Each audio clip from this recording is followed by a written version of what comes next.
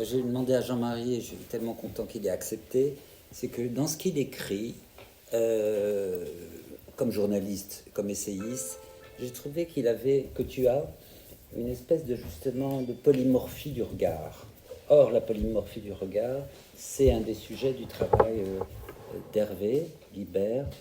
Regard photographique, bien sûr, regard journalistique, regard cinématographique, puisqu'il a fait un film, et puis aussi regard photographique. Alors ça paraît une évidence, regard et photographie. Moi, je crois pas. Alors voilà, c'est pour ça que je t'ai demandé. Bon, ben, je suis à la hauteur, en tout cas, c'est beaucoup. Ben, merci Gérard, moi je suis ravi de converser avec toi. C'est pas la première fois qu'on discute, mais en tout cas, c'est la première fois qu'on a discuté de l'œuvre d'Hervé Guibert. Peut-être pour rapidement te présenter, parce que ça a l'air évident, mais peut-être tout le monde ne te connaît pas complètement, donc rappeler quand même, pour ceux qui n'ont pas lu Je commence à me déshabiller. le journal Libération, que ça a été une plume, j'allais dire, historique, et qui a marqué beaucoup de générations de critiques, hein. Franchement, je peux en témoigner. Je connais beaucoup de gens qui ont été beaucoup habités par ton travail, qui était très important à Libération dans les années 80-90. Tu as d'ailleurs tenu pendant pas mal d'années, je ne me souviens plus combien, une rubrique qui s'appelait Regardez voir, qui était une chronique que tu faisais tous les samedis dans le journal, qui était une chronique sur la photographie, où tu puisais, enfin tu prélevais dans le journal de la semaine une image sur laquelle tu portais un regard, j'allais dire un peu déplacé, en tout cas un regard différent sur la photographie d'actualité. C'était un regard voilà, qui prouvait aussi l'élargissement de ton regard au-delà du cinéma lui-même et de la mode et des arts plastiques, parce que tu as été un critique intéressé par tous les champs possibles de la culture. Tu es aussi évidemment auteur, je rappellerai juste quelques livres rapidement. Tu as été romancier, plusieurs livres intéressants et très beaux. Olivier, Le commun des mortels et Les Annidales, c'est les premiers. Tu as écrit plusieurs essais. C'est gentil. Tu as écrit un livre il y a pas longtemps sur tes souvenirs de Cannes, qui s'appelait La foire aux vanités.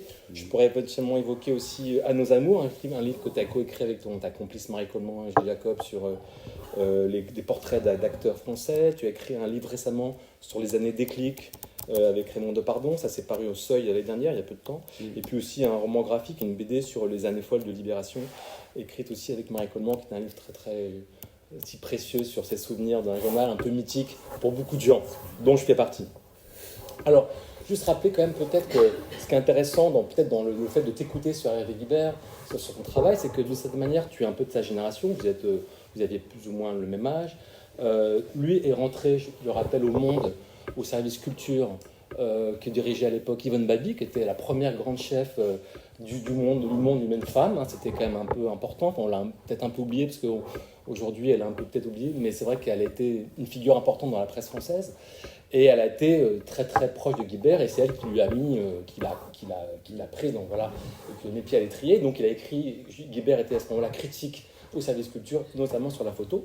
Il y rentre à la fin des années 70, au moment où toi, tu arrives plus ou moins à Libé. Donc vous avez un peu une coïncidence de timing, j'allais dire.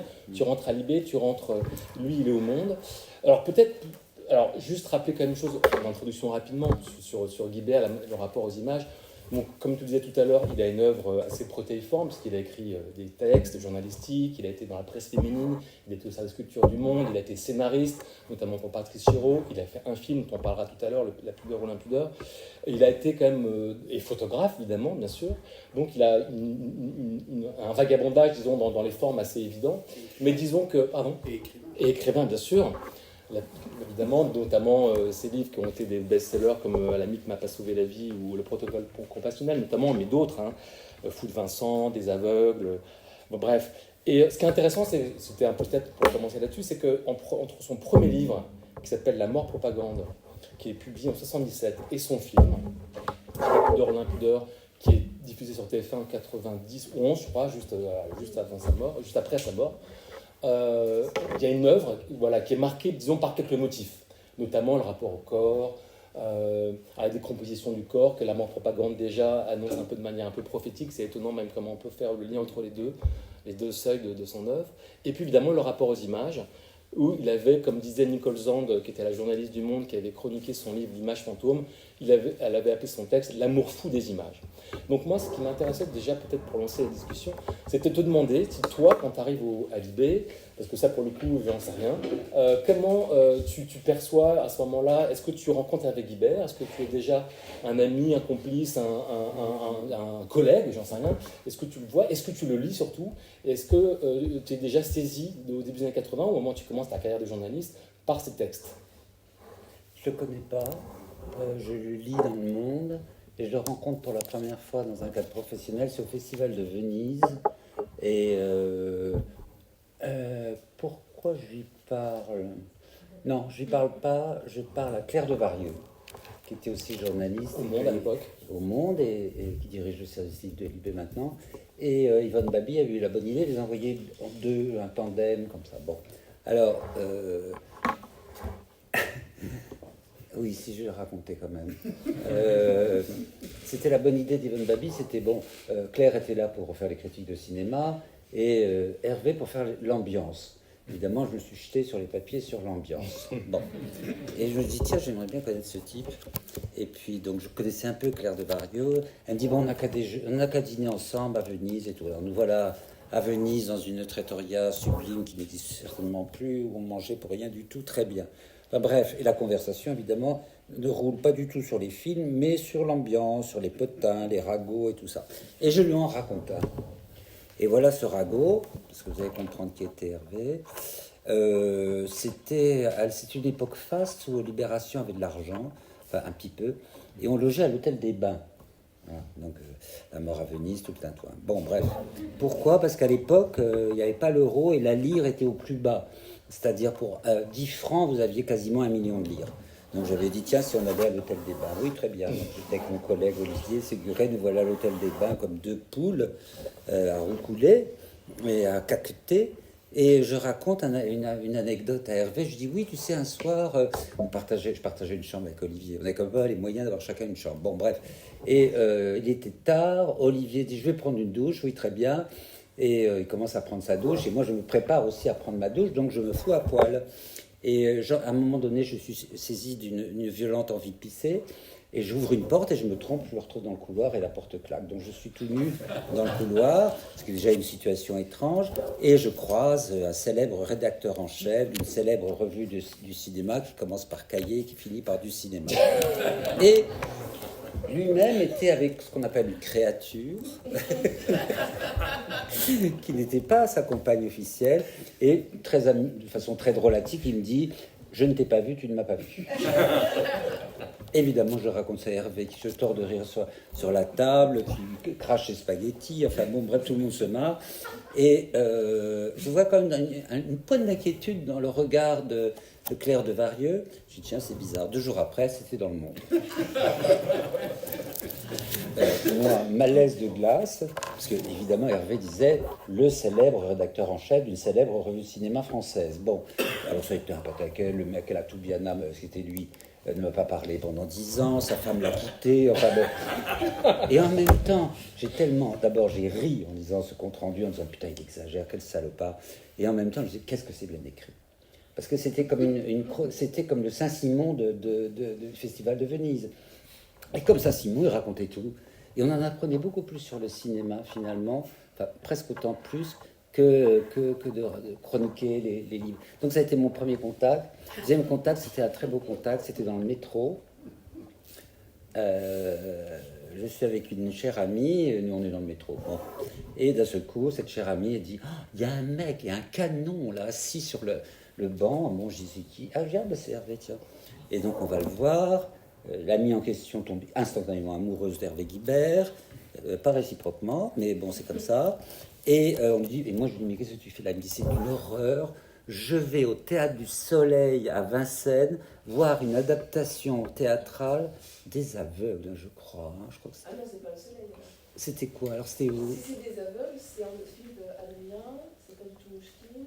Alors c'était quoi? Je sais pas, c'est des aveugles. Enfin bref, il est au dernier degré du flip. Donc il était recroquevillé en disant j'ai pas envie d'y aller, je pense que ça va pas être bien, qu'est-ce que c'est que cette idée complètement débile d'adapter au théâtre un roman, etc. Et en fait il jouait la montre. On est resté discuter plus de 3/4 d'heure de choses et d'autres, et à un moment donné dit génial, comme ça je peux plus y aller, je serai tellement en retard. Donc, et on a rigolé, parce que alors on dit oui Guibert, austère, pas du tout. C'est un type très très très drôle, la preuve. Et puis c'est là vraiment que je me suis intéressé, non pas à lui, mais à ce qu'il écrivait, à ce qu'il faisait, à ce qu'il photographiait, à ce qu'il chroniquait. Et ma foi, c'était comme pas un challenge, mais un compagnonnage à distance entre le monde et Libé, pour te répondre à ta question. À Libé, on avait un géant de la photographie qui s'appelle Christian Cojol, qui a inventé le service photo de Libération, qui a dit qu'une photo, c'était une information aussi importante qu'un article, etc. Et donc, le monde, c'était vraiment pas le cas. Les photos de Il n'y avait pas de photo à l'époque. Pratiquement pas, je crois pas. Non, du tout. Du tout. Jamais Hein Jamais. Non, une jamais, ça a raison, mais même à l'intérieur, je ne regardais pas. Donc c'était très bizarre. Et ça donnait justement une consistance particulière aux écrits d'Hervé, parce qu'il parlait de photographie dans un journal qui ignorait la photographie en tant que telle, ne la produisait pas. Mais c'était le contraire. On en produisait énormément. On demandait à des pas gênés, on demandait à Cartier-Bresson s'il ne veut pas faire un reportage. Mais si, bien sûr, il le faisait. Enfin, tout est Koudelka. Enfin bon, ça c'était Christian Cojol. Donc c'est pas qu'on se toisait, mais on se regardait à distance. Je pense qu'on se lisait réciproquement. Et puis à un moment donné, il a voulu travailler à Libé, Hervé. Oui. Tu l'apprends? Ben, je ne sais pas. Tu savais pas? Ça n'a pas marché. Ah bah non. Alors il vient, et puis à l'époque c'était encore les... Comment ça s'appelait là? On n'appelait pas encore ça les open space, mais enfin c'était très open. Hein. Bon bref, à tout point de vue. Et je le vois passer, et puis, évidemment, je lui dis, qu'est-ce que tu fais là? Puis ah, ben, j'ai rendez-vous avec Serge Julie. Je dis, ah bon, tu veux faire un portrait, quelque chose? Il dit, non, je cherche du boulot. Ah bon? Et donc il va voir Serge Julie. Parce qu'il s'était fait virer du Pas monde. du tout. Parce qu'Yvonne Baby Alors, s'est fait virer du monde. J'allais dire Bibi. Yvonne Parce Bibi. que je me souviens qu'André Fontaine lui avait reproché d'être pas assez grand public. Voilà. Mm. Et donc je pense que c'est au moment où Yvonne Babi est dirigée vers la sortie à coup de pied dans le cul que Hervé commence à se poser des questions. Donc assez sympathiquement et naturellement, il va à Libé. Alors il a un long entretien. Serge Julie, il s'en va, il me dit au revoir, tout ça. Et je lui dis j'espère à bientôt. Il me fait qui c'est? Bon, alors très bien. Et qui c'est que non? Ça n'a pas marché. Je ne sais pas pourquoi. Je crois que Julie a été un peu impressionnée par lui et il n'a pas compris qui c'était Hervé Guibert. Il a dû voir que le beau gosse un peu snob. Voilà. Ce qu'il était aussi, en partie, mais heureusement pas seulement, quoi. Ou mondain, je sais pas quoi. Bon, bref. Et puis il avait dû faire dire je connais machin, je connais Isabelle Adjani, etc. Bon, tout ça était vrai. Hein. Et donc il a eu, je sais pas, c'est pas fait. Comme on dit, ça pas. C'est dommage. C'est dommage parce que personne n'écrivait sur la photographie à l'époque dans l'IB, sauf de temps en temps Christian Cojol. Je pense que ça aurait été formidable. Mais ça, c'est pas grave. Enfin, c'est des histoires. Voilà, la vie va et ça lui a donné d'autres idées, d'autres ailes pour aller voler ailleurs. Ok, donc on voit bien donc la complicité un peu distanciée que vous avez quand même. Mais toi, comme critique, justement, ce qui m'intéressait, c'est comment tu t'appréhendes, comment tu allies ces textes. Il y a un de ces livres très, très célèbre qui s'appelle L'image fantôme, qui est paru début des années 80, juste en fait après La Chambre au clair de Roland Barthes. On dit ça parce que souvent c'est presque une sorte d'écho, voilà. Et je vais vous lire juste ce qu'il dit dans L'image fantôme pour représenter page 17, le livre, on se souvient un peu de l'esprit du livre. Parce que c'est un livre sur la photographie où il n'y a pas de photo. Hein. Donc ce texte n'aura pas d'illustration, qu'une amorce de pellicule vierge, et le texte n'aurait pas été si l'image avait été prise. L'image serait là devant moi, probablement encadrée, parfaite et fausse, irréelle, plus encore qu'une photo de jeunesse, la preuve, le délit d'une pratique presque diabolique, plus qu'un tour de passe-passe, car ce texte est le désespoir de l'image, et pire qu'une image floue ou voilée, une image fantôme. Ben, c'est magnifique. Ouais. Et alors, est-ce que... Quelqu'un en douterait, c'est un écrivain. Exactement. Alors, c'était un peu le sens de ma question, c'est que finalement, entre l'écrivain et le photographe, comment tu articules finalement ces deux gestes? Bien sûr, tu as raison. Je pense que Hervé Guibert avait plusieurs vérités à son arc. La vérité de l'écriture, la vérité de la photographie et la vérité de sa vie. Et la vérité de ses amours. Parce qu'il a la réputation d'avoir été un peu caustique, méchant, etc. Je pense qu'il était tout amour. Et comme les gens amoureux, généralement les gens qui aiment bien, comme on dit bêtement, châtient bien. Donc il était dans cet esprit-là.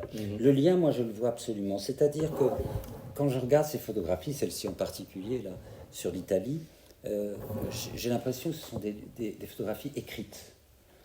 Quand je lis et j'écoute ce texte, il me semble que c'est un texte autant photographique que littéraire. C'est là que je vois le lien. Pourquoi je dis ça? Parce que, par exemple, je pense aux autoportraits. Il y en a quelques-uns là-bas. Alors, les autoportraits, on se dit, oh là là, bon, ils s'adorent. Non, visiblement, ils ne s'aimaient pas. Ou ne s'aimaient pas comme on croit que les égoïstes et les égotistes s'aiment, en s'embrassant, voilà, tous les matins. Non. Et ça m'a frappé parce que on m'a offert récemment une photo d'Hervé. Et par hasard et coïncidence, je ne sais pas pourquoi, je l'ai évidemment encadré, puis j'ai remercié sa donatrice, mais je l'ai accroché chez moi en dessous d'un portrait de Rembrandt. Or, figure-toi qu'il y a une photo qu'Hervé a fait de sa bibliothèque où il y a une carte postale, un des nombreux autoportraits de Rembrandt. Il en a fait plus de 100, hein, Rembrandt, de sa jeunesse jusqu'à sa mort, quelques mois avant sa disparition.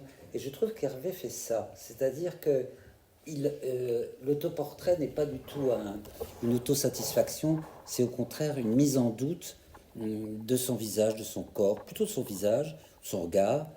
Si vous avez le temps, vous verrez, elles sont souvent elles sont un peu nimbées, elles sont un peu dans le brouillard. Ben, il fait la même chose en littérature, c'est-à-dire il écrit un peu dans le brouillard, dans les nimbes et dans les limbes, pour dire ce que tu disais tout à l'heure sur le début et la fin. C'est-à-dire que pour moi, c'est une littérature. Et il a bien raison d'écrire ça parce qu'elle est non illustrable au sens classique du terme. Qu'est-ce qu'on va mettre comme photo, enfin, etc. Illustration, mettez l'illustration habituelle, comme disait Godard. Et je trouve qu'il a ce talent, et c'est pour ça qu'il dure et qu'il perdure, et qu'il perdurera et qu'il durera. C'est que c'est un moderne classique dans sa manière d'écrire et oui, c'est un classique moderne. C'est-à-dire qu'il a capté dans la photographie une puissance, dans la littérature une autre puissance, un petit peu dans le cinéma, mais surtout littérature et photographie, qu'il arrive à conjuguer sans se marcher sur les pieds. C'est-à-dire, ces photographies, ça a été très dur d'écrire un texte sur les photographies qui sont ici. Pourquoi? Parce que il n'y a pas besoin d'écrire des kilomètres de texte, laissons-les tranquilles, n'ajoutons pas du commentaire au commentaire. Merci, mais cette magnificence, je vous remercie, elle m'a demandé beaucoup de travail pour être un peu à la hauteur, quoi, tout simplement. Et puis comme on a très bien travaillé avec les gens de la galerie et avec Christine Guibert sur les choix des photos notamment, genre oui, ça, non, ça, oui, ça, formidable, etc., non, et tout. Bon, j'adore travailler comme ça. Ça m'a rappelé le doux temps de ma jeunesse journalistique. Et puis, pourquoi c'était difficile? Parce que toute photographie, quand elle est réussie, c'est le cas, c'est un appel d'air, donc un appel à l'imaginaire, qui n'est pas forcément celui d'Hervé. C'est tant est qu'il en ait eu quand il faisait une photo. Il a répété plusieurs fois qu'il faisait photographier des gens qu'il aimait. Voilà. Alors ça va, ses amis, c'est Christine ou d'autres, et je me sentais un peu littéralement hors champ et hors la loi, enfin de quel droit, de quel droit.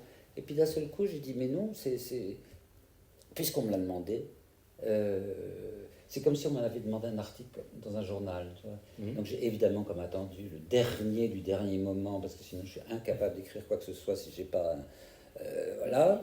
Et finalement, j'étais pas peu fier, parce que je me suis dit, je suis fier de deux choses concernant Hervé Guibert. C'est un article que j'écris sur son film dans Libération.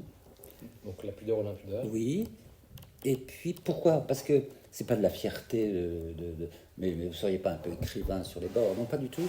C'est qu'il fallait lui rendre honneur et grâce, d'autant qu'il allait mourir et qu'il était mort. Et puis on avait eu un contentieux sur Chéreau. Oui, parce que tu n'avais pas aimé le film pas du tout. Il avait écrit.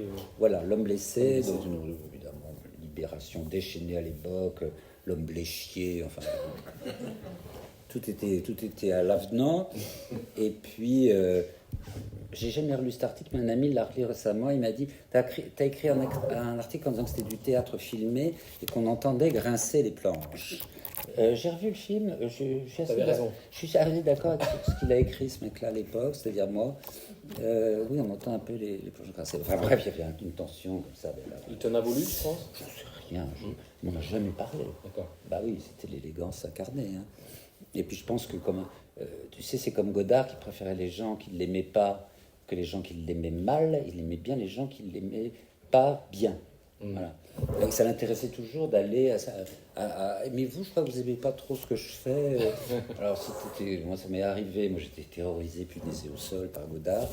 Et il me dit, non, mais c'est ça qui m'intéresse. Pourquoi vous n'aimez pas? Ça pourra peut-être m'aider. Voilà. Alors, voilà comment ça se passe. Puis c'est des hasards, c'est des coups de chance, c'est des bons moments C'était le moment, voilà, d'écrire un texte sur Hervé. Encore une fois, grâce à cette exposition, qui a été thématisée autour de l'Italie, le voyage en Italie, et puis grâce à ma rencontre avec Christine Guibert. Son premier livre de photographie, il le publie en fait assez vite après son premier texte, La mort propagande, ça s'appelle Suzanne et Louis. C'est un travail photographique sur ses grandes tantes, sur sa relation comme ça, de proximité affective avec elle. Qu'est-ce que tu décèles déjà dans ce geste photographique? Parce que il a toujours dit qu'il n'était pas forcément très à l'aise avec l'outil photographique en tant que tel, l'outil technique, qu'il ne maîtrisait pas forcément extrêmement bien. Mais qu'est-ce qui fait que chez lui, il a besoin de photographier, tu penses, dans sa proximité, qu'on peut retrouver là dans ses amis en Italie sur les années? J'ai appris deux choses en travaillant pour ce texte. C'est qu'il utilisait pratiquement toujours le même petit appareil photo, je crois. C'est ça, toujours le même, d'accord. Et un truc que nous pourrions, que moi-même, je vais utiliser, c'est dire. Et puis, moi aussi, je vais vous lire une citation d'Hervé Guibert. Je me défendrai toujours d'être un photographe. Cette attraction me fait peur. Il me semble qu'elle peut vite tourner à la folie, car tout est photographiable. Tout est intéressant à photographier, et d'une journée de sa vie, on pourrait découper des milliers d'instants, des milliers de petites surfaces, et si on commence, pourquoi s'arrêter? Ce qui est une très belle définition de la folie. Alors, qu'est-ce qui tirait aujourd'hui? Où on n'arrête pas. D'ailleurs, on en parlait, je me disais, on se demandait, mais où elles vont toutes ces photos que les gens n'arrêtent pas de prendre, moi compris? Où elles vont? Dans quel limbe des algorithmes, et je pense, j'ai l'espoir que ces gens qui font parfois des centaines de photographies par jour ne les regardent pas.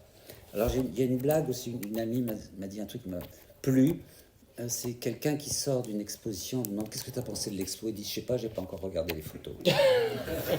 Alors c'est la vengeance de l'humour, mais je crois qu'on en est là. Et je pense que la folie, ou l'affolement, disons, qu'Hervé décrit ici, il est surmultiplié aujourd'hui. Or, cette exposition s'arrête d'une certaine façon. En tout cas, prend le temps de s'arrêter, ne serait-ce que parce que ce ne sont que des photos en noir et blanc. Ce qui est totalement interdit aujourd'hui. Le noir et blanc, c'est comme si tu avais fait la guerre de 14. Bon, ou même la guerre de 68. Et je trouve que c'est ça qui est bien dans ces moments d'arrêt. Ce ne sont pas des arrêts sur image, c'est des moments de stase qui peuvent heureusement augmenter en extase. Parce que dans la il suffit de s'arrêter sur une photo, n'importe laquelle d'ailleurs, enfin pas n'importe laquelle, mais il y a un moment donné, c'est comme s'évanouir. Enfin, s'évanouir, t'as un moment comme ça, voilà. Comme devant un tableau, enfin, tu sais, on manque s'évanouir, quoi. Et pourquoi je dis ça? Ah oui, parce que ce dont parle Hervé, c'est-à-dire la folie, je trouve qu'ici, c'est une folie maîtrisée. Enfin, c'est une tentative de maîtrise de la folie. C'est quand même fou de faire toutes ces photos de ses amis, de ses amours, de ses amants, quelques paysages très peu, des natures mortes pas mal. Alors on rappelait qu'en anglais ça se dit still life, c'est pas tout à fait la même chose que nature morte. Et puis moi ce qui m'a frappé c'est son travail conscient et inconscient sur la lumière. Voilà, c'est un reportage sur la lumière, ces photos prises en Italie. Alors, je viens de dire, en Italie, lumière, merci, ça donne des choses. Mais c'est pas ça. C'est-à-dire que je crois qu'il est comme un... Qui c'est le champion de la lumière? Vermeer, voilà. Eh bien, il a un Vermeer méridional quand il est en Italie. C'est-à-dire, comme Vermeer, ça vient toujours de biais. C'est jamais ni de l'éblouissement, ni du flash. C'est jamais aveuglant. Et ça vient toujours en diagonale, par-dessus le marché, mais si cette lumière n'était pas fixée, la photo serait morte. Donc, il y a ça. Et puis, l'autre chose, qui je crois hantait beaucoup Hervé, c'est ce qu'on appelle la vie des morts. toute photographie est destinée à être un jour la photographie d'un mort. Toi, moi, nous, voilà.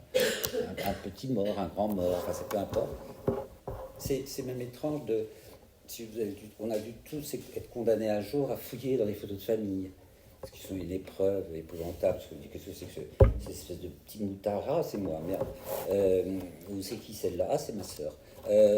Donc il y a ça. C'est-à-dire que dans ces photos-là en particulier, il y a une sorte de... Son champ d'amour est aussi, sans jeu de mots, un hors-champ de mort. Et c'est pas triste. C'est pas funèbre, c'est pas sinistre. C'est extrêmement encourageant. Pas parce qu'on connaît quelques... Moi, je connais 2-3 personnes qui sont sur ces photos, dont Mathieu Lindon. Mais quand je regarde les photos de Mathieu, pour l'appeler Mathieu le Jeune, sur les photographies, je ne le reconnais pas. Et c'est ça qui est formidable. Je dis, ah oui, c'est Mathieu. Ah oui, il y a écrit Mathieu Lindon, donc ça doit être Mathieu Lindon. Et puis, quand je disais qu'on est 1 milliard de fois photographié, je crois qu'on est tellement dans la journée. Peut-être là, on a tous été photographiés à notre insu, par exemple. Vous avez quelqu'un qui fait une photo dans le métro. Là, il y a un bordel en ce moment à Paris monstrueux. Ils ont découvert une bombe dans les quartiers nord de la capitale. Donc, moi, ça me fait déjà sourire en pleine rumeur de guerre qu'on trouve une bombe. Ils n'ont pas la symbolique légère, les gens qui font les travaux sur le RER.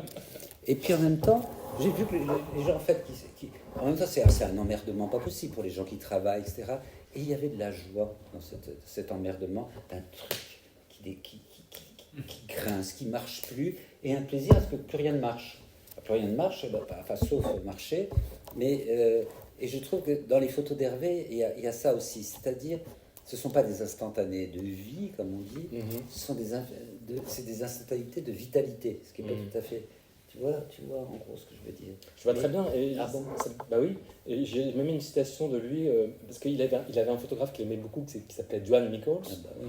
Et j'ai retrouvé une citation à son propos, il l'aimait beaucoup, et ça lui évoquait cette idée, pour Hervé Guibert, je le cite, la photographie, l'enjeu, c'est sa recherche de la vérité de l'existence, de la sensation vraie, doublée du sentiment constant de sa décomposition, qui se perpétue lentement, inexorablement jusqu'à sa mort. Jusqu'à la mort. Justement sur ce rapport comme ça. Et alors, on évoque souvent beaucoup de critiques d'art, d'historiens de l'art, situe un peu le travail d'Hervé Guibert, disons, entre deux autres, comme ça, figures importantes qui sont Roland Barthes, on en a parlé tout à l'heure, dans La Chambre au clair, je pense que ça a été un texte, j'imagine inspiré, je ne sais pas dans quelle mesure. Et puis on parle aussi de Sophie Calle, qui a d'ailleurs été une amie, je crois, et qui a aussi un travail aussi sur la question de l'image, de la mort. Comment tu situerais ce point commun entre ces deux artistes, ces deux... Roland Barthes n'est pas photographe. Oui, mais entre... Sophie Calle n'est pas écrivain, quoi qu'elle pense le contraire. Excusez-moi, je fais du Guibert. Non, ouais, on s'en fout. Je ne sais pas quoi te dire. Je vois pas le rapport. Tu vois pas le rapport? Non, je vois pas le rapport. Avec le travail de Sophie Calle, je le vois pas du tout. Sophie Calle, c'est un travail de détective privé. Elle devient détective privé de la vie des autres, de sa propre vie d'ailleurs aussi. Alors là, moi, je trouve qu'il y a l'impudeur, mais pas la pudeur, chez Sophie Calle. Chez Hervé, il y a la pudeur et l'impudeur. La dialectique est absolue, jusqu'au bout, jusqu'à son film, qui s'appelle comme ça. Donc je ne saurais pas... C'est un film que tu en parlais, peut-être on peut en parler dans cette occasion, parce que tu dis que c'est un grand film. C'est son seul film qu'il a réalisé, même s'il a eu des désirs de réaliser d'autres films, qu'il n'a jamais pu mener à bout. En quoi La pudeur et l'impudeur, qui est un film, dont je rappelle, qui était passé à la télévision, à l'époque sur la première chaîne, TF1, produit par Pascal Brognaud, qui était la grande, disons, productrice des Psycho, voilà, une femme qui avait un peu, disons, bousculé, la télévision des années 90. C'est un film extrêmement dur, extrêmement, en même temps, touchant, enfin humain. Qu'est-ce que tu pourrais dire de ce film-là, que j'ai pas revu, moi, depuis l'époque où il a été diffusé? En quoi il t'a bouleversé, toi, de ton côté? C'est un film d'amateur professionnel. Les circonstances le rendent professionnel. Amateur, parce qu'il n'a jamais fait ça. On lui prête une caméra, à l'époque, c'était encore assez lourd. Et il filme... tu sais, c'est assez simple, il filme ce qu'il voit. Il filme ce qu'il regarde, Par exemple, il y a le marathon de Paris. Alors, il se penche à la fenêtre de son appartement et il filme les coureurs comme ça qui défilent. Il filme, c'est un plan magnifique. Il prépare ses bagages pour partir en Italie. Et c'est là qu'il réalise que la pyramide de ses médicaments occupe plus de place que la pyramide de ses vêtements. Ben oui. Mais en même temps, mais quel hymne à la vie. À tout point de vue. Je pense que parce qu'il filme au pied du mur, il filme au pied du mur réellement, son attention est concentrée, par exemple, sur un lézard, sur une pomme, sur un paysage, sur des... Moi, souvent, je me suis demandé ça jusqu'à ce que je vois le film d'Anneke qui s'appelle Amour. Quelle sera la dernière image qu'on verra avant de mourir? Alors, dans Amour, c'est Emmanuel Riva qui regarde un tableau. Et bien là, j'ai l'impression que c'est tous les tableaux qu'Hervé a vus avant de disparaître. Et quand je dis disparaître, je trouve aussi des films... C'est pas un film bouleversant, sortez vos mouchoirs, pas du tout. C'est un film encourageant. En tout cas, qui nous encourage à vivre et un jour à mourir décemment. Un film sur la décence. C'est un plan magnifique. Qui le porte dans ses bras dans la mer? Hein? C'est Thierry. Donc Thierry, son ami, son amour, son amant, l'emmène pour un dernier bain. Et moi, je vois ce plan et je dis, il va fondre. Parce que son corps est en sucre, est devenu tellement exsangue et presque cadavérique. Et j'ai eu cette peur en disant que le baignant, mais il va rentrer, il y aura plus que du sang, quelque chose. Pas du tout. Et je trouve que ce bain, puisque c'est un bain, et que c'est peut-être un des derniers bains, sans doute, d'Hervé, c'est mythologique, on est en Méditerranée, c'est une espèce de non plus d'hymne à la joie et à la vie, mais un hymne à tout ce qui nous a précédés. C'est-à-dire, Hervé est quelqu'un d'extrêmement cultivé. Et donc, c'est pas rien de faire ça, et de filmer ça, et de dire, tiens, voilà, prenez, débrouillez-vous avec ça. Parce que démerdez-vous aussi, il faut se débrouiller avec ça, il faut travailler. Quand on voit les photos d'Hervé, il faut travailler pour y réfléchir, et pas simplement pour dire je suis très très ému, je vais voir celle-là, non, ce qui n'a aucun intérêt, on s'en fout. Mais travailler au sens où ça nous travaille. Moi, c'est un film que j'ai revu qu'une fois. Et quand je l'ai vu pour la deuxième fois, la première fois. C'est-à-dire, j'avais l'impression de voir encore pour la première fois un film éminemment cinématographique, éminemment cadré, éminemment désiré, et que son horizon n'est pas la mort, mais la renaissance au sens italien du terme. C'est une renaissance presque, pas seulement cinématographique, mais picturale. Et puis on voit que c'est important pour lui. Plein de photos, il y a des peintures, par exemple, des tableaux, jamais frontalement. C'est pour ça que je parlais de Vermeer. Un Vermeer qui aurait eu l'accent italien. Et son rapport au cinéma plus globalement, c'était quoi? Il voulait faire quel film? C'était quoi ses désirs de cinéma? Il y a eu plusieurs projets. Il y a eu projets. le projet avec Isabelle Adjani, je crois. Oui, il y a eu des projets de scénario pour moult raisons. L'argent, beaucoup, ne sont pas faits. Je pense qu'il avait été quand même sonné par, non pas l'insuccès, parce que ça a marché, L'homme blessé, mais par la réception critique un peu grinçante au Festival de Cannes. C'est pas Chéreau qui était plus affecté quand même, plus que lui encore? Je crois pas, non? Bon, il avait la peau épaisse, hein, parce que Chéreau, puis il en avait vu d'autres. Il en avait vu d'autres dans sa vie, et au théâtre, et voilà, il s'était déjà pris des coups. Mais Chéreau, c'est intéressant, parce qu'il n'était pas du tout, je trouve qu'il n'était pas un cinéaste du tout, puis il l'est devenu. Alors ça, c'est formidable, quoi. Au fil du temps, il faisait de plus en plus de films et de moins en moins de chichi. Il faisait de plus en plus de cinéma et non pas du théâtre filmé. Ça, c'est formidable. Alors Hervé, je sais pas ce qu'il avait en tête. Oui, ça devait l'intéresser, parce que c'était comme un rêve très romanesque aussi. On se dit, bah oui, bon alors, avec Isabelle Adjani, non. Alors bon, très bien. Peut-être vous ne vous souvenez pas, mais à l'époque, Isabelle Adjani, mais toujours aujourd'hui, c'est quelque chose quand même. Bon, elle est toujours aujourd'hui. Hein. Je l'ai rencontrée il y a 3 jours, c'est nickel. Hein, elle est toujours... Tout de suite, elle m'a parlé des Césars. Qu'est-ce que c'est que ces conneries? Enfin, bref. Donc elle est très en forme. Elle a raison. Elle est très en forme. Et oui, je pense que leurs deux fantaisies, sinon folie, auraient pu s'accorder. Elles se sont désaccordées. Voilà, à un moment donné, elles se sont désaccordées. C'est bien dommage, hein, va-t-on dire. Bah non, parce que Isabelle Adjani a fait autre chose et Hervé aussi. Je pense que c'était une passion souterraine, mais peut-être pas si fondamentale que ça, le cinéma. Je sais pas. Je ne saurais pas quoi te répondre, je sais pas. Est-ce que tu dirais que l'œuvre d'Hervé Guibert aujourd'hui, c'est une œuvre qui, comment dire, passionne les jeunes générations? C'est que là, on évoque les années 80-90. Est-ce que tu penses qu'aujourd'hui, un jeune de 25-30 ans, Hervé Guibert, c'est une œuvre qui... J'en sais rien. Ce que je sais, c'est que les gens qui ont eu 20 ou 30 ans de ces années-là et qui l'ont lu et qui l'ont aimé, c'est à vie. Voilà, des gens très jeunes d'ailleurs, hein, et qui n'étaient pas tous homosexuels, contrairement à ce qu'on raconte. Loin de là. Beaucoup de femmes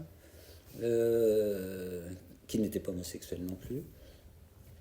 Et ouais, c'est...